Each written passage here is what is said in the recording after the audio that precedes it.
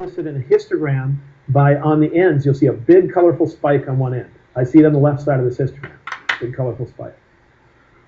Now, in order to see, is that losing detail because my screen is simply not capable of showing things that saturated? So when you push it beyond what my screen can show me, it's going to just lose detail? Or would it be in my printer that I would lose detail there? We can find out. I'm going to turn on soft proofing. And I'm going to click on this icon on the upper left. This is for your computer screen. If I mouse over that, it's showing me areas that are more saturated than my computer screen could show. Whereas the one on the right side is more saturated than what my printer could print. And so you're going to get different looks there. But just so you know, you can mouse over this.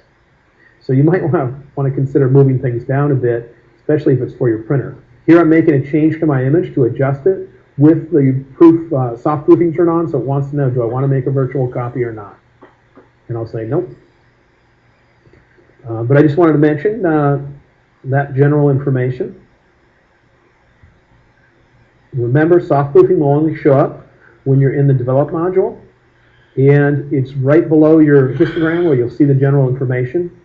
This pop-up menu here determines what device you're trying to simulate. If you're not going to print on a printer, instead what you're going to do is just save your image, and you're going to save it as a JPEG file or a TIFF file. Choose the destination color space you're going to end up in. And that means sRGB, Adobe RGB, ProPhoto RGB. So if I go over here and choose sRGB, then if I can go over here and see if there's anything that's going to shift, because sRGB is really limited in its saturation. Adobe RGB will be much better, and ProPhoto RGB will make it so pretty much every color can be reproduced within that file format. So anyway, choosing the RGB profiles, sRGB, Adobe RGB, and ProPhoto, you can see what parts of your image might shift when you convert it into those color spaces. That conversion would happen at the time you export your picture.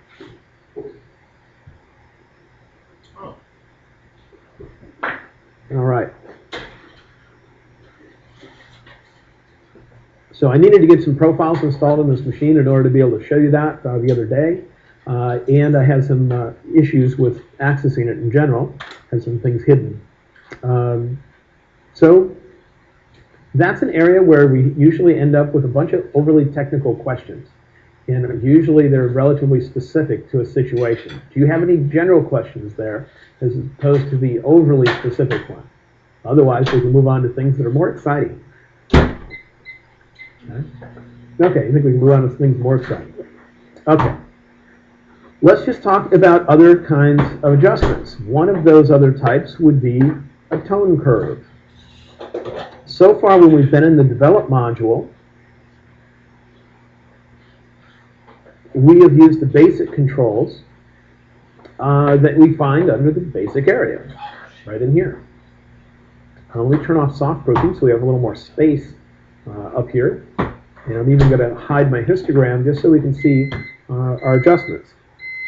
In here we have a nice set of adjustments. Exposure, recovery, fill lights, and blacks, but it's not always enough. Sometimes you want more, and actually those were the old ones. We have highlights, shadows, whites, and blacks. This one hadn't been updated to the current process version. So let me show you how you can get more precision with these.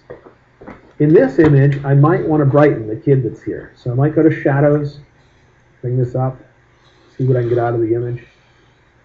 But I don't really have that much control. I mean, can I really isolate the difference between the shadow on a space and the highlight on a space using this slider or any of the others here? They're pretty basic sliders. So I might be able to use that just a little bit. If I want more control than these will provide, or I'm already done adjusting these and it just needs some more tweaking, then you might want to go down to this area called the tone curve. It's just below the basic area. There's two ways to work with the tone curve. The first is what's generically known as a parametric curve, and all that means is I can't click on this curve to add a dot in a specific spot and move it precisely. Instead, I'm supposed to